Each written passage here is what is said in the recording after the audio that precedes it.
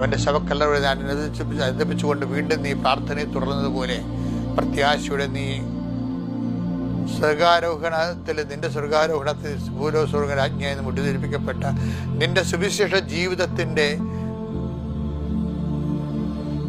പാദങ്ങൾ പിൻപറ്റിക്കൊണ്ട് ഞങ്ങൾ സഞ്ചരിക്കുകയാണ് കർത്താവേ. ഞങ്ങളുടെ ഓരോ അനുഭവവും മരിയൻ അനുഭവമായി മാറാൻ ഞങ്ങളുടെ ഓരോ സാക്ഷ്യവും മരിയൻ സാക്ഷ്യമായി മാറട്ടെ.